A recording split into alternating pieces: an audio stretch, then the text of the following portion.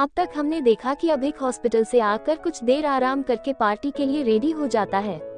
Ready होकर अभिक hotel की lobby में बैठकर सुदेश जी की कॉल का इंतजार करने लगता है। तो वहीं दूसरी तरफ अंजलि भी किसी को कॉल करके बहुत खुश होती है और आज रात कुछ बड़ा करने का प्लान करती है। अब आगे, अभिक जब होटल की लॉबी में बैठकर सुदेश जी की कॉल का इंतजार कर रहा था, तब उसके पास सुदेश जी का मैसेज आता है, जिसमें उन्होंने अभिक से कहा था कि अभिक अगर रेडी हो गया हो तो होटल के पार्किंग एरिया में आ जाओ, वहां ड्राइवर तुम्हारा इंतजार कर रहा है। सुदेश का मैसेज देखकर अभिक होटल के बाहर जाने लगता है। सुदेश जी ने मैसेज के साथ अभिक को ड्राइवर का नंबर भी सेंड किया था, इसलिए अभिक को ड्राइवर को ढूंढने में ज्यादा परेशानी नहीं होती। वह एक कॉल करके ड्राइवर से पूछ लेता है कि वह कहाँ है और उसके पास पहुंच जाता है। जब अभिक वहां जाकर ड्राइवर को और कार को देखा है तो वह देखता ही रह जाता है, ड्राइवर को नहीं, कार को। वह कार इतनी ज्यादा लग्जरियस लग रही थी कि अभिक अपनी नजरें उस कार से हटा ही नहीं पा रहा था। तभी ड्राइवर अपने सामने एक लड़के को देखकर अपने मन में सोचता है, क्या ये वही है जिन्हें बुलाने के लिए सर ने मुझे भेजा है? लेकिन इन्होंने इतने अजीब से कपड़े क्यों पहने हैं? ये दिल्ली के इतने बड़े होटल में रुके हैं और सर भी इन्हें जानते हैं। इसका मतलब ये कोई आम इंसान तो नहीं है, लेकिन फिर भी इनका पहनावा कुछ ज्यादा ही फीका सा है। लेकिन अब सर ने मुझे इन्हें लाने के लिए कहा है तो मुझे तो अपना काम करना ही पड़ेगा। इतना सोचकर वह ड्राइवर कार का पिछला गेट खोल देता है और बड़े ही पोलाइट तरीके से अभिक से कहता है, सर आइए। ड्राइवर की बात सुनकर अभिक चुपचाप हाँ में गर्दन हिलाते हुए कार की बैक सीट पर जाकर बैठ जाता है। अभिक के बैठते ही ड्राइवर भी जल्दी से ड्राइविंग सीट पर जाकर बैठ जाता है और कार स्टार्ट कर देता है। अभिक कार की खिड़की से बाहर देख रहा था। दिसंबर का शुरुआती महीना था, शाम के 7 बजे बज रहे थे और अभी से ही कोहरा आना शुरू हो गया था। अभिक सब बातों से बेखबर अपने ख्यालों में ही गुम था। उधर अंजलि ने जैसे ही देख कि 7 बजे बजने वाले हैं, वह भी अपने कमरे से बाहर आ गई थी और लॉबी में अभिक के पीछे वाली सीट पर बैठी थी। अंजलि ऐसी जगह बैठी थी जहां पर अभिक की नजर ना पड़े और जैसे ही उसने अभिक को बाहर जाते हुए देखा तो वह अभिक के पीछे चली जाती है। अंजलि जब होटल के पार्किंग एरिया में आकर देखती है तो वहां पर अभिक को एक कार में बैठकर निकल जाता है। तभी अंजलि भी एक कार की तरफ इशारा करती है तो जल्दी से उस कार का ड्राइवर कार लेकर अंजलि के पास आ जाता है। अंजलि जल्दबाजी में कार का पीछे वाला गेट ओपन करती है और कार में बैठते हुए ड्राइवर से कहती है, जल्दी से उस कार का पीछा करो। अंजलि की बात सुनकर कार चला रहा ड्राइवर हाँ में गर्दन हिलाते हुए बोला, ठीक है मैम। इतना कहकर वह ड्राइवर भी अपनी कार को फुल स्पीड में सुदेश की कार के पीछे लगा देता है, जिसमें इस समय अभिक बैठा था। ये ड्राइवर कोई और नहीं बल्कि वही ड्राइवर था जो अभिक, अंजलि और कविता मैम को कंपटीशन के लिए दिल्ली लेकर आया था। ये ड्राइवर प्रिंसिपल राजीव के घर का ही ड्राइवर था, जो कि अंजलि को अच्छे से जानता था, इसलिए उसने बिना किसी सवाल जवाब के ही अभिक की कार का पीछा करना शुरू कर दिया था। अभिक तो इस बारे में कुछ जानता ही नहीं था। लगभग 15 से 20 मिनट बाद ही अभिक ने देखा है कि कार के अचानक ही ब्रेक लगते हैं। कार के अचानक ही ब्रेक लगने से अभिक अपनी ख्यालों की दुनिया से बाहर आता है और इधर उधर देखने लगता है। तभी ड्राइवर अभिक से कहता है, सर हम लोग पार्टी वेन्यू पर आ गए हैं, अब आप अंदर जा सकते हैं, मैं कार पार्क करके आता हूँ। ड्राइवर की बात सुनकर अभिक कुछ नहीं कहता, बस हाँ में अपना सर हिलाकर चुपचाप कार से निकल जाता है। कार से निकालकर जैसे ही अभिक पार्टी बार करने की तरफ जाने लगता है तो उसे बाहर गेट पर ही 2 बाउंसर रोक लेते हैं और अभिक को देखते हुए कहते हैं, लड़के कहाँ चले आ रहे हो मुंह उठाए हुए। अभिक उन दोनों बाउंसर की बात पर ज्यादा रिएक्ट ना करते हुए कहता है, वो मुझे अंदर जाना है। अभिक की बात सुनकर वह दोनों बाउंसर आपस में एक दूसरे की शक्ल देखते हुए हंसने लगते हैं और उनमें से एक बाउंसर अभिक से कहते हैं, अंदर जाना है, हा हा हा, अच्छा मजाक कर लेते हो वैसे तुम, हा हा हा हा। कुछ ही सेकंड में ये दोनों बाउंसर अचानक से ही हंसते हुए बिल्कुल खामोश हो जाते हैं और सीरियस एक्सप्रेशन अपने चेहरे पर लाए हुए वही बाउंसर अभिक से कहते हैं, तुम्हें अंदर जाना है, तुम्हें पता भी है तुम इस समय कहाँ खड़े हो, तुम इस समय दिल्ली के सबसे famous bar the cocktail corner के बाहर खड़े हैं, तुम इस बार में जाने की बात कर रहे हो, तुम्हारी औकात भी ही है अंदर जाने की। तभी दूसरा बाउंसर बोला, और वैसे तुम अंदर जाकर क्या करोगे, ये कोई बच्चों की जगह नहीं है, यहाँ बड़े जाते हैं ना कि बच्चे, हा हा हा हा हा। उन दोनों बाउंसर की बात सुनकर अभिक अभी भी शांत रहता है और मुस्कुराते हुए उन दोनों बाउंसर को देखते हुए कहता है, मुझे पता है कि मैं कहाँ खड़ा हूँ और मैं यहाँ ऐसे ही नहीं आ गया हूँ, मुझे यहाँ पर इन्वाइट किया गया है। अभिक की बात सुनकर वह दोनों बाउंसर जोर जोर से हंसने लगते हैं और अपनी हंसी को बरकरार रखते हुए ही पहली बाउंसर अभिक से कहता है, क्या कहा तुमने?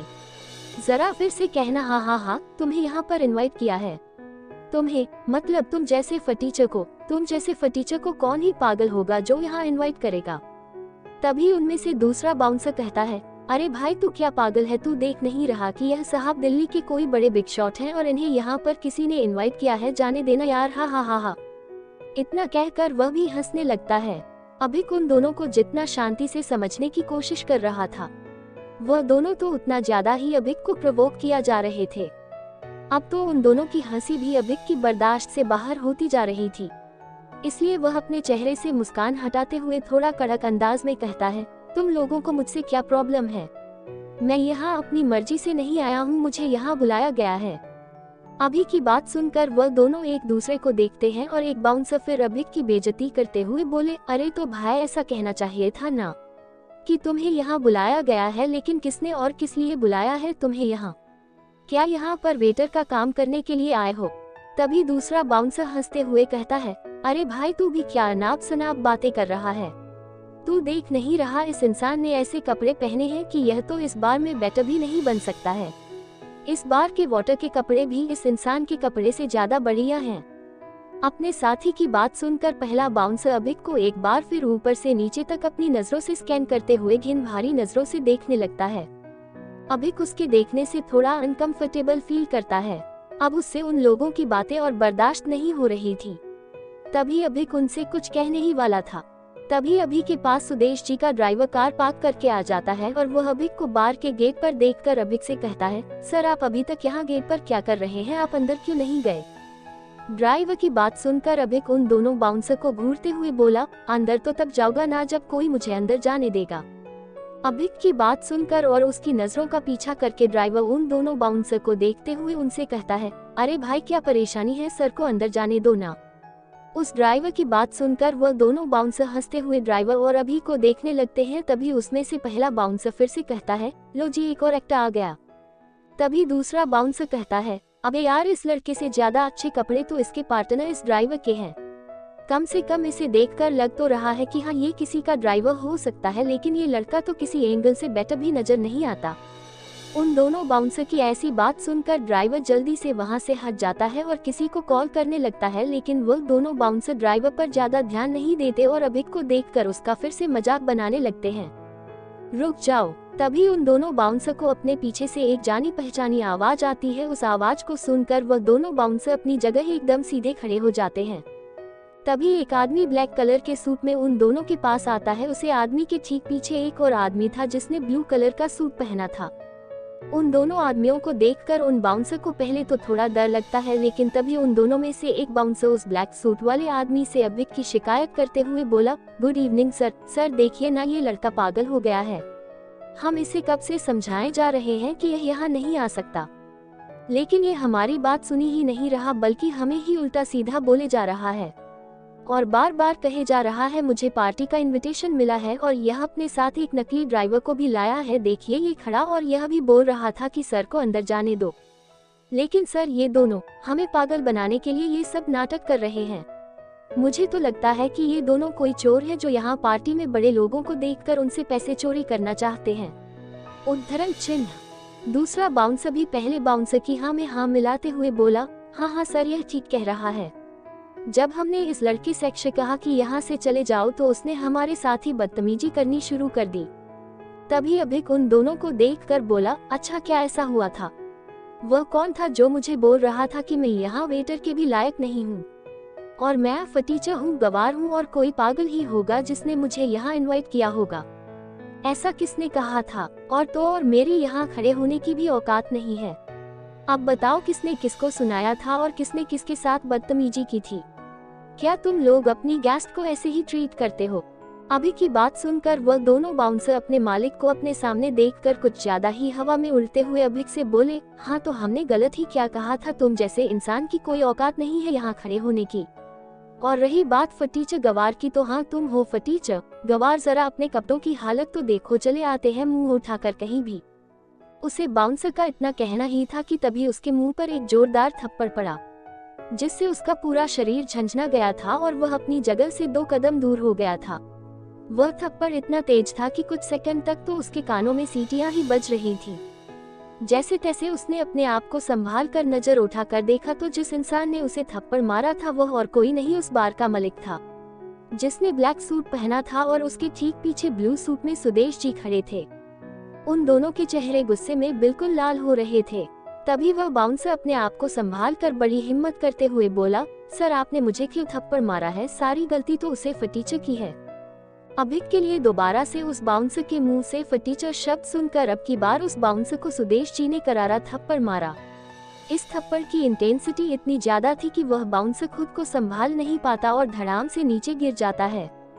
तभी सुदेश जी अभिक के पास जाते हैं और उससे माफी मांगते हुए कहते हैं, आई एम सॉरी अभिक, मुझे माफ कर दो, मेरी वजह से ही तुम्हें ये सब झेलना पड़ा। गलती मेरी ही थी, मुझे तुम्हें यहाँ लेने के लिए खुद आना चाहिए था और मैं अपनी गलती पर शर्मिंदा भी हूँ, प्लीज मुझे माफ कर दो। सुदेश जी की बात सुनकर अभिक बोला, नहीं अंकल, आप क्यों माफी मांग रहे हो? इसमें आपकी कोई गलती नहीं है, तो आपको माफी मांगने की भी कोई जरूरत नहीं है, बल्कि माफी तो इन दोनों को मांगनी चाहिए। ये लोग किसी के साथ भी ऐसा व्यवहार कैसे कर सकते हैं? इनका काम किसी को जज करना नहीं बल्कि लड़ाई झगड़े रोकने का है। तभी उस बार का मालिक भी अभिक के पास आकर उससे माफी मांगते हुए बोला, आई एम सॉरी छोटे दोस्त, यह मेरे ही स्टाफ की गलती है और मैं माफी मांगता हूँ, मुझे ध्यान रखना चाहिए था, मुझे माफ कर दो। लेकिन वह देखते हैं कि अभिक अभी भी उन दोनों बाउंसर को ही देखे जा रहा है, तो वह भी उन दोनों बाउंसर को देखते हुए उनकी गर्दन पर पीछे से एक चमाट लगाते हुए कहते हैं, माफी मांगो दोनों। वह दोनों बाउंसर भी अब तक समझ चुके थे कि उन्होंने बहुत बड़ी गलती कर दी है।